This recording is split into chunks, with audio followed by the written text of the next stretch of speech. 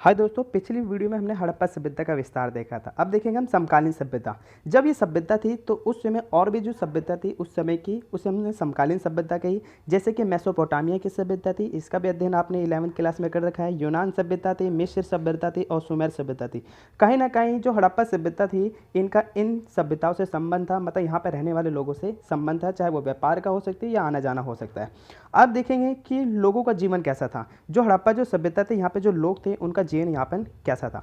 तो जो जीवन यापन था, तो पहले वास्तुकला देखेंगे। तो वास्तुकला में वहाँ जो हड़प्पा सभ्यता जो थी, वहाँ पे जो भवन बने थे, भवनों का जो निर्माण किया गया था वो 2 से 3 मंजिल के किए गए थे। ये अपने आप में ही बहुत रोचक वाली बात है। और जो घरें जो थे, उन घरों में ही कई सारे कमरे हुआ करते थे। ये एक नगरीय व्यवस्था जैसी रूपरेखा थी वहाँ पे। साथ साथ जो घर थे, घर में रसोईया होती थी, स्नान घर होते थे और आंगन होते थे। स्नान घर जैसे स्विमिंग पूल कह सकते हो उन, और आंगन होते थे जहाँ पर वो बैठा करते थे। ठीक। और यहाँ तक कि जो इस सभ्यता में जो सड़कें बनाई गई थी वो समकोण में बनाई गई थी, मतलब ऐसे इस टाइप में। नॉर्थ वाली साउथ को जोड़ती थी और वेस्ट वाली ईस्ट को जोड़ती थी। और नालियों का निर्माण किया गया था। और जो नालियों का जो निर्माण किया गया था वो भी समकोण में किया गया था और इसको ग्रिड पद्धति कहा गया था। यहाँ तक कि भवन का विभाजन किया गया था। जो हड़प्पा सभ्यता में जो लोगों के घर थे वो कुछ अलग टाइप के थे। जैसे कि मान लो एक नीचा था और एक ऊंचाई में बना हुआ था। तो जो ऊंचाई वाले जो भाग थे वहाँ पर अमीर मतलब बड़े वर्ग रहते थे और इसको दुर्ग कहा जाता था। जबकि नीचे वाले जो शहर थे उस पर गरीब मजदूर किसान वर्ग रहते थे और उसको गर्त कहा जाता था, ये निचला शहर कहा जाता था। ये भवन विभाजन था। ये कह सकते हो कि बड़े लोगों की पहचान के लिए बड़ी ऊंचाई पे बनाए जाते थे। और ये भी कहा जाता था ये सुरक्षा बनाए रखने के लिए जब आक्रमण हो तो ऊंचाई पर आक्रमण जल्दी ना हो, इसलिए वो ऊंचाई पर अपने घर बनाया करते थे जो बड़े बड़े लोग वहाँ के हुआ करते थे। अब देखेंगे उनका धार्मिक जीवन कैसा था। धार्मिक जीवन धार्मिक जीवन में वो प्रकृति की पूजा करते थे, जैसे आसमान आकाश धरती है ना, पेड़ पौधे और पीपल नीम वृक्ष आदि की पूजा करते थे। मार्त देवी मतलब भूमि की देवी की पूजा करते थे। कुबड़ वाला एक बेल, इसकी जब खुदाई हुई तो वहाँ पे कुबड़ वाले बेल जैसे साक्ष्य मिले, तो इससे पता चलता है कि लोग कुबड़ वाले बेल की भी पूजा करते थे। भूमि की उर्वरता देवी एक मार्त देवी है। आप इसका जब चित्र देखोगे तो एक माता है मतलब एक देवी है और उसके पेट मतलब उसके गर्भ से एक पौधा निकला हुआ दिखाया गया है, जिसे भूमि की उर्वरता देवी कहा गया है। यहाँ तक कि शिव के जो शिवलिंग है उसकी पूजा की जाती थी। धार्मिक मत क्या थे वहाँ पे, धार्मिक मत देखते हैं तो वो लोग जादू टोना पे विश्वास करते थे। यहाँ तक कि ताबिज पहनते थे, मूर्ति पूजा भी किया करते थे और पशु बलि जो पशुओं की बलि दिया करते थे उस पर विश्वास करते थे। यहाँ तक कि भूत प्रेत पे विश्वास करते थे और पुनर्जन्म पे भी विश्वास करते थे कि पुनर्जन्म होता है। आगे देखते हैं धार्मिक जीवन उनका कैसा था। तो धार्मिक जीवन में वो धार्मिक नहीं आर्थिक जीवन कैसा था। तो वो अपना जीवन यापन कैसे करते थे आर्थिक रूप से। तो वो कपास का उत्पादन करते थे, गेहूं का करते थे, जौ का करते थे, दाल का करते थे, तिल का करते थे आदि कई सारे का करते थे। बैलों द्वारा वो खेती बाड़ी करते थे और उस समय जो हल बनाए जाते थे वो मिट्टी के बनाए जाते थे, लकड़ी के बनाए जाते थे। अर्थात आपको एक चीज़ याद रखना है, लोहे से नहीं बनाए जाते थे क्योंकि इस सभ्यता के समय लोहे का आविष्कार नहीं हुआ था। आगे देखते हैं बीजों का छिड़काव करते थे और कुएं से सिंचाई करते थे, नहर नदियों से भी पानी सिंचाई करते थे खेती बाड़ी का। आपके उत्तर को रोचक बनाएगा ये चावल। याद रखना है कि ये चावल का उत्पादन वहां पर नहीं होता था। तो ये पॉइंट डालने से ये आपको उत्तर को रोचक बनाते हैं। आगे देखिए पशुपालन व्यवस्था कैसी थी।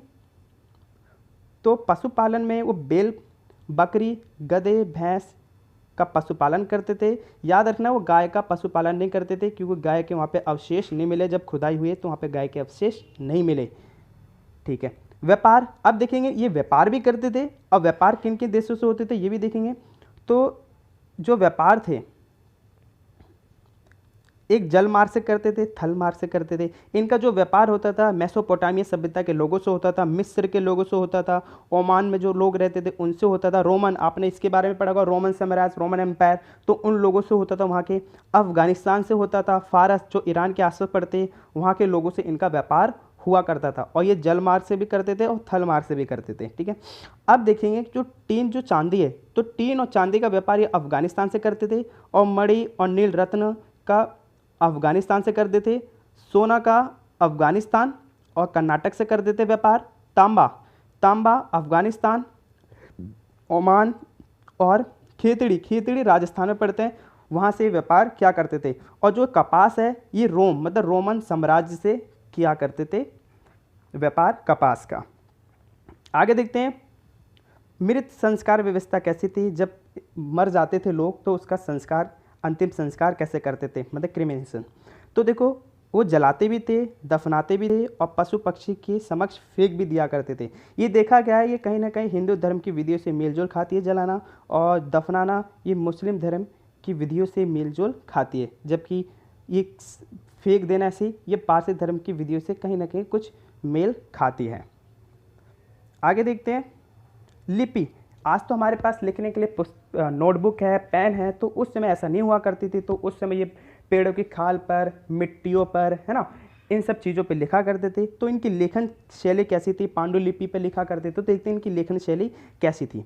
तो ये बहुत इंपॉर्टेंट भी है, इसके बारे में कई बार पूछा भी गया पेपर में। तो लिपि इनकी चित्रात्मक लिपि थी, ठीक है, चित्रों का ज़्यादा वर्णन होता था और ये दाएं से बाएं लिखी जाती थी। दाएं से बाएं का मतलब है जैसे पहले दाएं और फिर ये बाएं में लिखी जाती, जैसे उर्दू लिखी जाती है, उर्दू उसी टाइप में लिखी जाती थी। आगे द्विदिशात्मक लिपि। द्विदिशात्मक लिपि का अर्थ है कि पहले दाएं से बाएं, ये पहली पंक्ति, और जब दूसरी पंक्ति आती थी तो ये बाएं से दाएं हो जाती थी और फिर दाएं से बाएं और फिर बाएं से दाएं। तो ये से पंक्ति बाय पंक्ति इस प्रकार के चलती थी। इसे हम द्विदिशात्मक लिपि कहते थे। आगे इसे आज तक पढ़ना असंभव। आज कई सारे पुरातात्विक, कई सारे इतिहासकारों ने इसको पढ़ने की कोशिश की, लेकिन आज से बिल्कुल ये समझ आई नहीं। इसमें जो चिन्हों की संख्या है वो लगभग 375 से लेकर 400 के आसपास है। इसमें जो चिन्ह दर्शाए गए हैं, सिंधु जो लिपि थी उसको पढ़ने का सर्वप्रथम प्रयास किया था एक ब्रिटिश अधिकारी ने, जिसका नाम वेडल था 1925 में, लेकिन वो असफल सिद्ध हुआ, वो इसको नहीं पढ़ पाया। आगे देखते हैं मनके। अब मनके क्या है? मनके आपने 11th में भी पढ़ रखा होगा। कोलंबस जो थे जब अमेरिका पहुंचे तो वहाँ पे अरबक लोग थे, उनको सोना दे के और वो मनके बहुत पसंद किया करते थे, जो अमेरिका में जो रहते थे लोग, रेड इंडियन। तो ये वही वाले मनके जो मोती वोती होते हैं, जो चमकीले रंग बिरंगे पत्थर से बनाए जाते थे मनके। तो आइए मनके देखते हैं क्या है। तो मनके बाट का प्रयोग, और ये जो बाट जो बनाए जाते थे इसका किस चीज़ में इस्तेमाल किया जाता है? देखो, मनकी को तोलने के लिए किया जाता था, आभूषण को तोलने के लिए, अनाज को तोलने के लिए, और ये इसका जो आकार होता था वो चौकोर आकार का होता था। एक चीज़ आपको बिल्कुल ध्यान से देखनी है कि जो बाट होते थे ये चट नामक पत्थर से बनाए जाते थे, ये बिल्कुल ध्यान से देख लेना आप। आगे मनके बनाना। अब जो मनके बनाए जाते थे, देखो मनके बनाए जाते थे, शंख की कटाई से बनाए जाते थे, और मोहरे भी बनाई जाती थी, बाट भी बनाए जाती थी। मनके में कौन कौन सी चीज़ें बनाई जाती थी, और आभूषण भी बनाए जाते थे, मूर्ति और खिलौने, कई सारे के खिलौने भी बनाए जाते थे। ये मनके बनाए जाते थे। इसमें देखेंगे केंद्र, जहाँ पे हड़प्पा सभ्यता में जिस स्थान पे ये मनके बनाए जाते थे उस स्थान का नाम क्या था? तो उस स्थान का नाम चन्हुदड़ो था। ये वर्तमान में पाकिस्तान में पड़ता है, ये पूछ लिया जाता है। आगे मनके को बनाने के लिए कच्चे माल का, कौन कौन से कच्चे माल का इस्तेमाल किया जाता था? तो देखो, कार्नेलियन पत्थर, जैस्पर, स्फटिक, क्वार्टज, सेलकड़ी पत्थर, तांबा, चट पत्थर, फ्यांस, ये बहुत इंपॉर्टेंट है, फ्यांस बहुत महंगे होते थे, और पक्की मिट्टी का इस्तेमाल किया जाता था। और यहाँ बिल्कुल ध्यान से देखो, यहाँ लिखा है कासा। कासा जो है ये टीन और तांबे का मिश्रण होता था। ये बिल्कुल आप ध्यान से देख लेना कि कासा का निर्माण टीन और तांबे को मिलाकर किया जाता था। ठीक है, आगे देखते हैं विशेषता। जो हड़प्पा सभ्यता थी इसकी क्या क्या विशेषता थी ये देखते हैं। तो इसकी विशेषता ये थी, ये एक शहरी सभ्यता थी बिल्कुल। आगे ये व्यापार करते थे, ये कृषि करते थे, शिकार करते थे, मछली पालन करते थे अपना जीवन यापन करने के लिए, पशुपालन करते थे, भवन निर्माण थे 2-3 मंजिलों के, और नाप तोल की विधियों का इस्तेमाल करते थे, ये मनके बनाते थे, ये मृत्यु संस्कार, अंतिम संस्कार जैसी व्यवस्था करते थे, पूजा पाठ भी करते थे, मारते देवी, पेड़ों की, है ना, इन सब की पूजा करते थे। यहाँ तक इनके विदेश के लोगों से भी संबंध है। मैंने बताया था मेसोपोटामिया, ओसाम, अफगानिस्तान से। अब देखेंगे कि ये सभ्यता खत्म कैसे हुई, इस सभ्यता का पतन कैसे हुआ, इस सभ्यता के खत्म होने के कारण क्या थे। तो इस सभ्यता का खत्म होने का कारण माना जाता है, इसके सही से साक्ष्य नहीं मिले, लेकिन पुरातात्विक इतिहासकार क्या मत देते हैं देखो, वो कहते हैं कि बाढ़ के कारण ही खत्म हो गई, कुछ लोग कहते हैं अकाल के कारण, कुछ भूकंप, बादल फटना, सुनामी, आक्रमण, कई सारे हैं। तो आप ये सारे पॉइंट लिख सकते हो। अब हड़प्पा सभ्यता का विस्तार मैंने बताया था कि मांडा, देमाबाद, आलमगीरपुर और सूतकांगेडोर इसके बीच में हुआ था। तो इसके बीच में कई सारी जगह थी जो बहुत प्रसिद्ध थी, नगरें थी, जो प्रमुख नगरें थे। तो ये सारे आपको याद करने लिए पेपर में पूछ ले जाते हैं, और ये कहीं ना कहीं आपके उत्तर को रोचक बनाते हैं।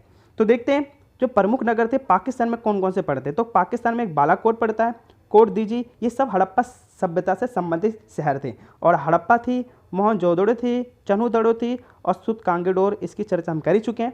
जबकि गुजरात, अब जो गुजरात में लोथल था, धोलावीरा थी, रंगपुर था, सुतकोतड़ा था और खंबात थी। ये सब आपको पता होना चाहिए क्षेत्र कहाँ कहाँ पड़ते हैं। हरियाणा में भी कुछ क्षेत्र जी जो हड़प्पा सभ्यता के लोगों से संबंधित थे, जैसे राखीगढ़ और बनावली। ठीक, यहाँ तक कि और मांडा जम्मू कश्मीर से, आलमगीरपुर यूपी से, रोपण ये पंजाब से, जबकि सुतघी ये अफ़गानिस्तान से, जो सोरतुघी है ये अफ़गानिस्तान में पड़ता है। तो ये सारे नगरें आपको याद करने के लिए कि ये नगरें सारे कहाँ कहाँ पड़ती है। आगे देखते हैं। अब देखते हैं महत्वपूर्ण खोज। तो जो ये महत्वपूर्ण खोज थी ये क्या थी? देखो, जब खुदाई हुई तो कई सारे स्थानों पर कई सारी चीज़ें प्राप्त हुई, कई सारे अवशेष मिले, लेकिन उसमें से कुछ अवशेष ऐसे थे जो महत्वपूर्ण हैं। तो महत्वपूर्ण अवशेष क्या है? तो देखो, मोहनजोदड़ो में कौन कौन सी चीज़ें मिली। मोहनजोदड़ो में एक विशाल अन्न घर मिला। अन्न घर मतलब जहाँ पे अनाज रखा जाता था, जैसे भंडारण कहते हैं, स्टोर रूम कहते हैं। और ये माना जाता है कि हड़प्पा सभ्यता में जितने भी घर थे उन सारे घरों में सबसे बड़ा भवन या घर यही था, जिसे विशाल अन्न घर कहते हैं। ये विशाल भवन था, याद रखना। हड़प्पा सभ्यता का सबसे बड़ा भवन कौन सा था? तो आप ये बताओगे विशाल अन्न घर था। आगे लिखा है वहाँ पे कुओं की संख्या मिली।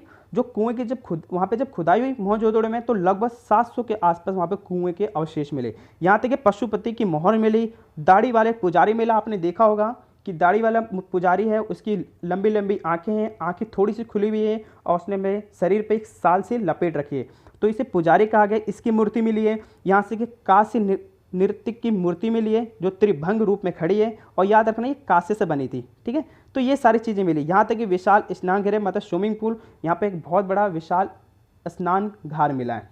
तो ये मोहनजोदड़ो मिले। इसके साथ साथ कुछ और भी है, देखेंगे हड़प्पा। देखो, हड़प्पा से मार्त देवी की मूर्ति मिली जो टेराकोटा पत्थर से बनाई गई थी। ठीक, लोथल में बंदरगाह जहाँ से व्यापार किया करते थे, और मनकी की दुकान कहा जाता है क्योंकि यहाँ पे मनकी की दुकान लगाई जाती थी। ऐसे अवशेष मिले। कालीबंगा से जुते हुए खेत मिले और काले रंग की चूड़ियाँ मिली।